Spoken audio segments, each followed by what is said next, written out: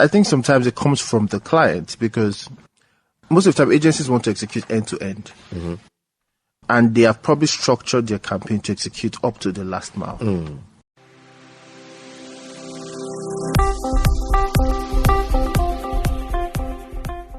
Welcome to another episode of Advertising in Africa with me, Dele Odugbemi. Today I have with me Sam Ochonma, who is an independent advertising agency owner.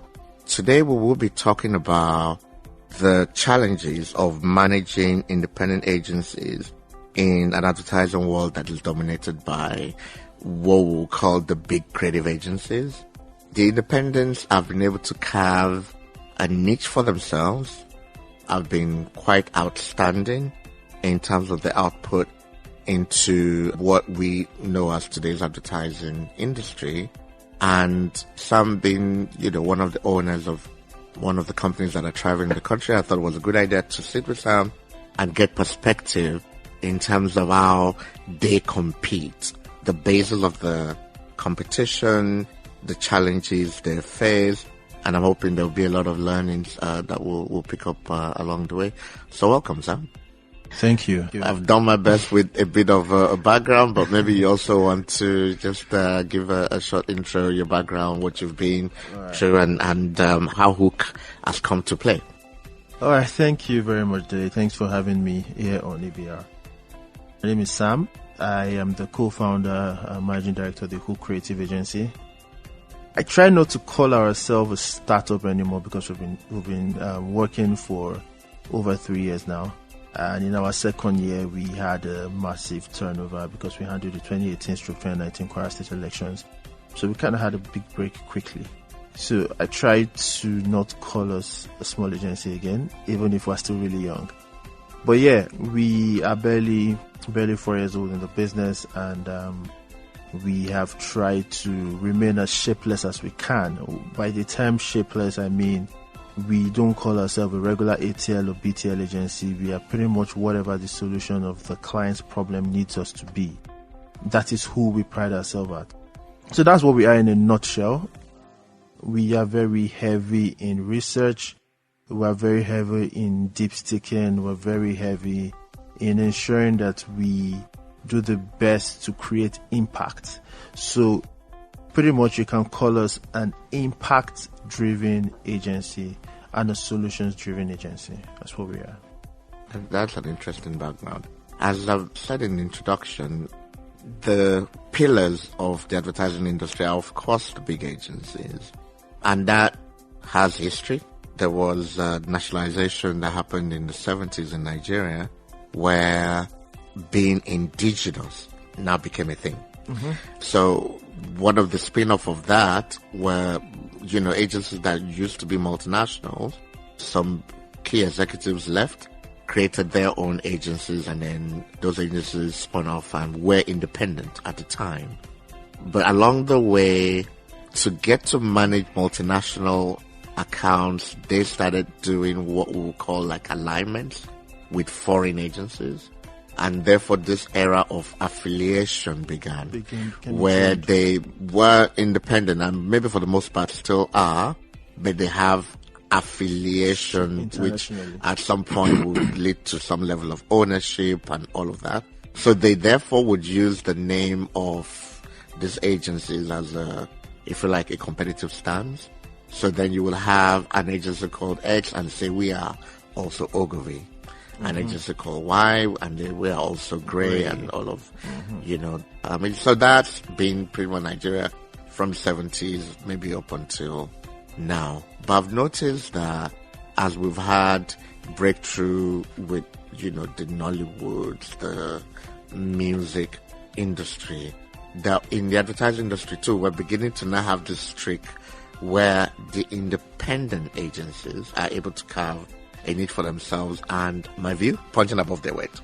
So I wanted to break that down as to if you're competing effectively, again, this is my perception, there must be some sort of kernel you have that perhaps the bigger agencies are not looking at. So in your view, what do you think that is? The major difference is just like if you were to go into a pitch against the big agencies and I'm the client, what do you think you have as a, let's call it, competitive advantage over the big? That's you asking me to drop a recipe. No, not that one. Not that one. Just from just a perception. I mean, yes, I totally understand it.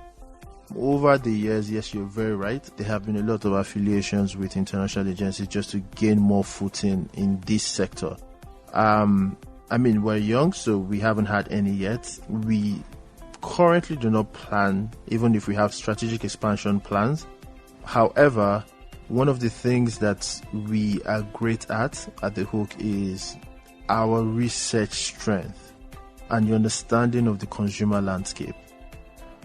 It's one thing that always puts us above the rest whenever we go in for a pitch, because we first show you an in-depth understanding of who you want to speak to.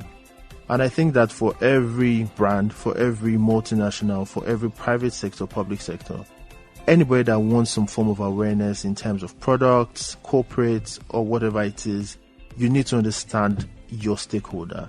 And what we have done very well and what we currently do is assemble a team of strategic thinkers and a team of people who understand, are able to go foot to foot with these guys and know what the consumer wants.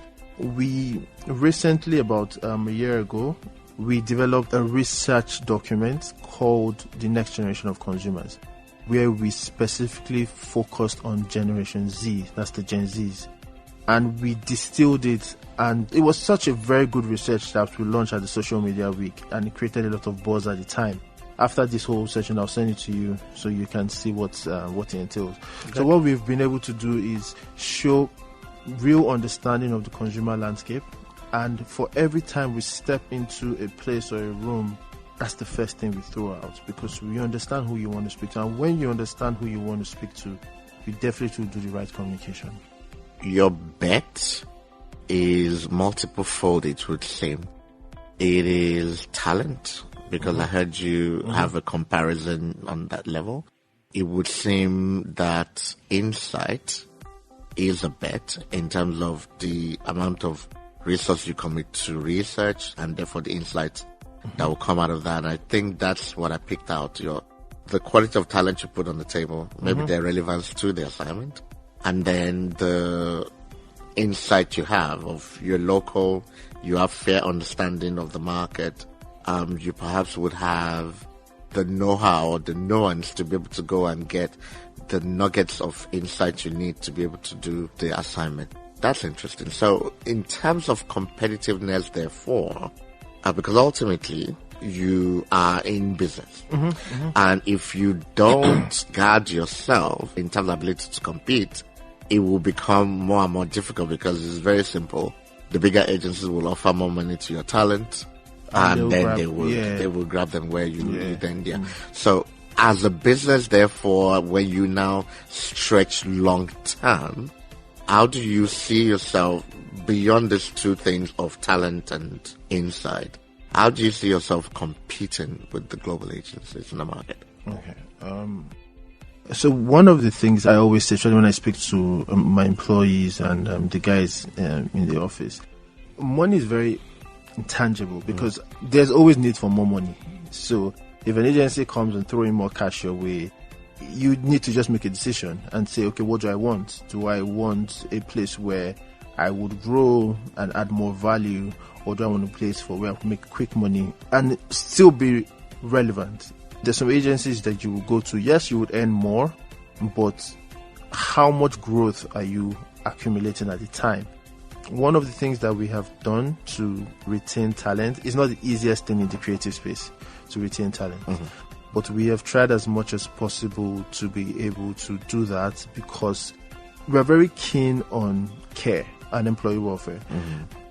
I would say that for free, and I'll say that anywhere, is that we actually genuinely care about people who do the work, and we care for their growth. So from employee training plans to welfare and the little things that we can do to just ensure that everybody is fine at the time, we put that to the fore. At the same time, we also give them the ability to make decisions within the system. So we run a sort of bottom-up decision-making system within the space, where the critical decisions of the company are actually made by the employees themselves. So what this does is that it gives them a sense of ownership within the system, and they know that they actually have a say on how the operations work. Those are just one little things that we do to just ensure that we're able to stay competitive within the employee retention space. When it comes to competitive nature of the business itself in winning clients and the likes, I also think that this space is a bit volatile, and I'll explain what I mean. In the agency space, you need to sort of establish relationships. And when I say establish relationships, I mean it in the rawest way as possible. You need to have good relationships with people on the outside. Yeah. That's the only way you have an edge. Sometimes you go into an open pitch, you do very well. And when I say very well, I mean like you go in there and put in your best work. Contended. Yes. And you know that you have done well. Do you understand? But at the end of the day, you don't get it. But you don't stay there and sulk. But sometimes you need, and the truth is that in business, you always need that extra leg in. That's the truth. You always need that extra leg in. So to be able to stay competitive, what we've done is that we've worked on our relationship policies. We've worked on our business development strategy. We've worked on so many things to just ensure that we're able to still stay competitive and still be able to win businesses and stay with the businesses that we've won. I must say that's commendable, but I feel that independent agencies do not prioritize awards enough. I think if you take the Nigerian environment, I don't think we really have prestigious awards. And I look at awards from the perspective of it being a recognition of accomplishment. And I feel that the work we do, when you look at, again, how music has traveled, how our movies has traveled on Netflix and so on, that there is the potential for advertising, because it's a form of entertainment, to also travel. But I feel like we haven't given ourselves that ambition. And that you are probably, because with the global agencies, it's already part of their DNA. They compete among themselves on the basis of the awards they've won. You know, lorries, Grand Prixes and bronze and silvers and all of that at Cannes and the likes of it. And I was thinking that, and again, was one of the reasons I wanted to have this conversation, that there are other competitive areas that would be good for independents to start looking at. The fact that you're relatively new and all, I'm not sure it matters. I think you might find that the quality of work you do is already such that it would create impressions elsewhere. And that's the basis of award winning. It's that, how does this idea cut across clutter? Because there is a lot of advertising clutter. There's a lot of noise. There's a lot of sameness. There's a lot of, a formula, if you like.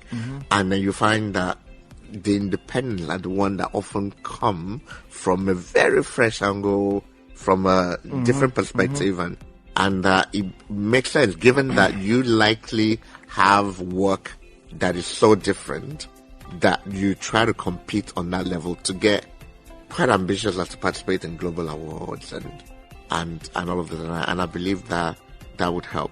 So one major trend in advertising, again, that I think will be very useful to independent agencies is what is called the last mile.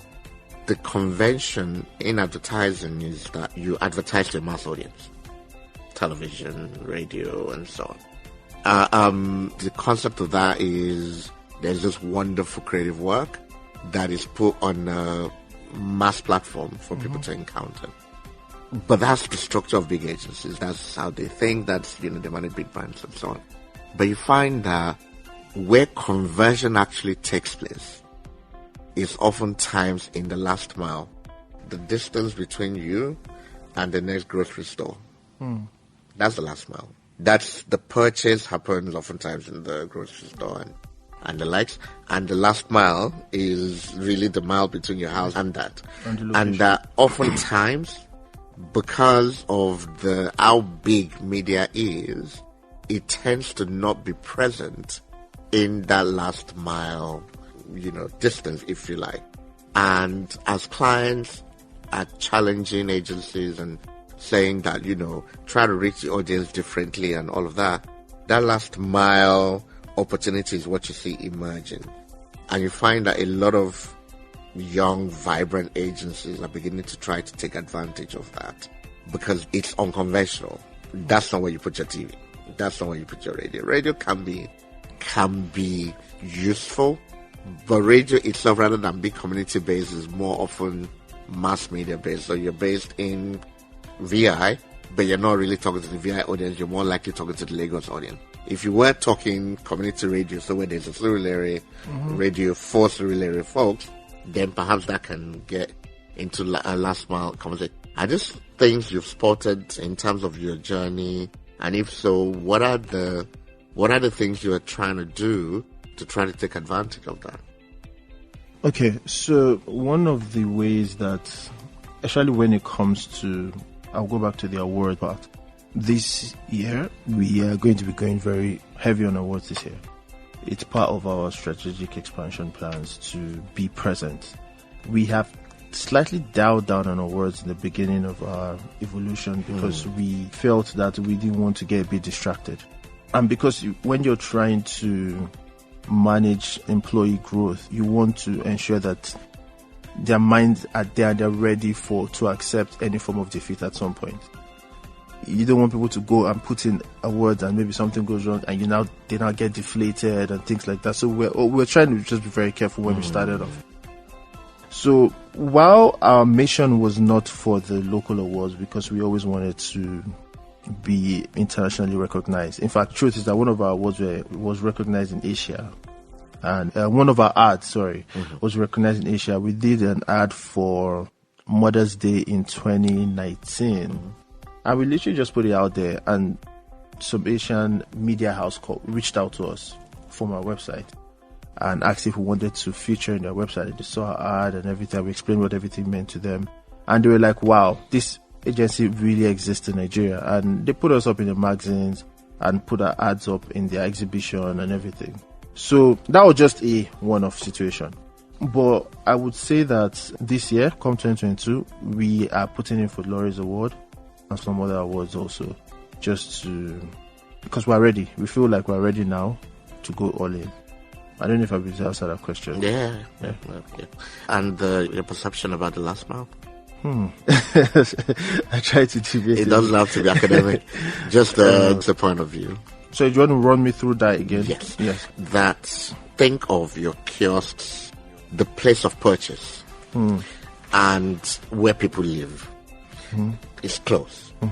Grocery stores, it's close. So that in the advertising world, there isn't enough presence established in there because we don't, for example, do shopper marketing very well. Oh, I see what you're saying. We don't, There isn't a lot of shopper engagement specific to this market.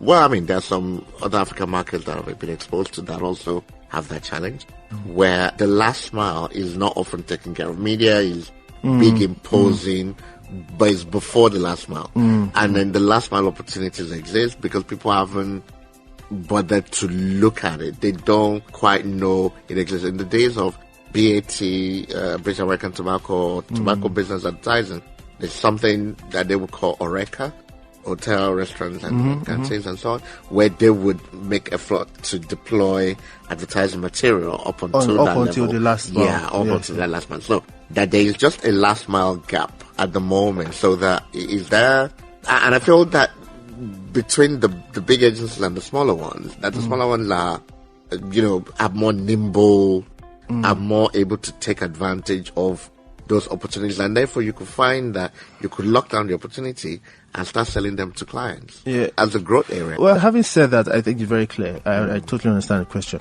I don't know if the issue is coming from the agency side. I think sometimes it comes from the client, because most of the time agencies want to execute end to end. And they have probably structured their campaign to execute up to the last mile. During that process, some things get cut off. Some things are said. Budget? Budget can be an issue. Some people would say, oh, okay, we are already doing in-store branding, for instance, or in-store marketing communications. So maybe you don't see it before you get to the last mile. When you get to the last mile, it's in-store already. So there are a lot of things that pretty much go on within the agreement between the agency and the client side.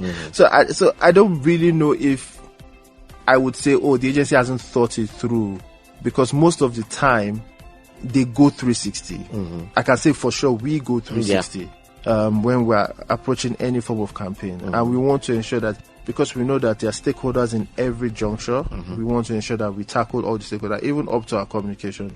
And if you look at the way, one of the campaigns that we pretty much executed very recently for Fidelity Bank, we actually went all the way and structured the campaign in such a way that it targets every stakeholder within the finance space, or within the consumer space, consumer landscape. But at some point, you meet the client, and the client will say, okay, can you take this out? Can you take this out to accommodate this? So a lot of things get lost in the way. So I don't know if it comes from the agency side. From the outsider looking in, the opportunity is there. I think that's the point. And it's certainly worth investing in terms of maybe trying to convert that type of opportunity. To wrap up, I would like to hear your views on content versus the advertising space, where, there's the story of the content is king. But as the broadcast industry gets squeezed out of, juice. Yeah.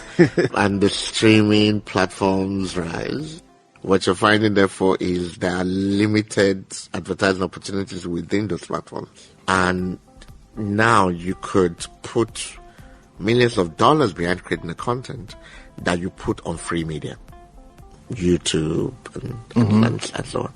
So again, you being solution driven, as you've stated, how are you able to take advantage of that, where the conventional commercial brick is shrinking and the opportunity for content in terms of branded content is rising?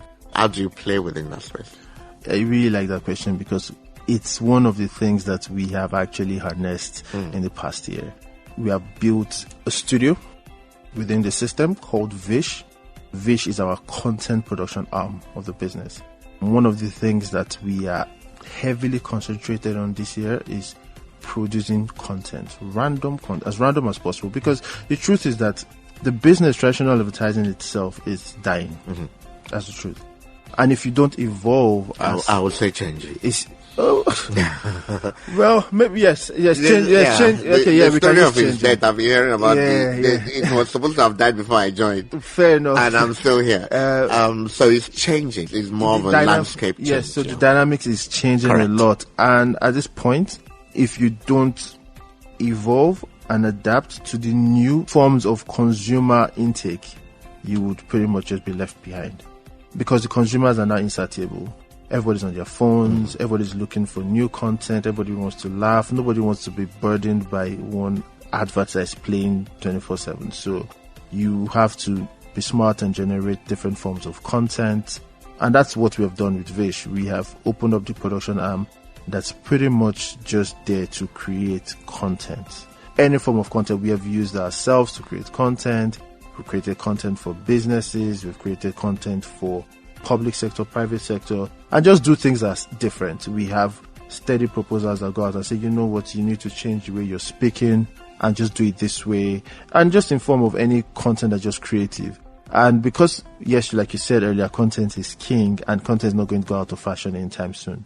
And these days, content is even played on credible media, free media, all forms of media. So at this point, I think that agencies just need to start doing things that will just set them apart in terms of content creation and just doing things that are just outside the norm. Yes. And on that note, we would want to say thank you very much for coming on to share this perspective with us. I've always thought that the independent agencies, they get the concept of being nimble, being open to change, and therefore, almost as a necessity, are key in terms of driving the changes in advertising industry, which has been what I've learned from the discussion with you today, Sam. So I would like to say thank you very much for sharing that perspective with us. So if our audience want to follow you on social media, how can they get to reach out to you? On LinkedIn, for example. On LinkedIn.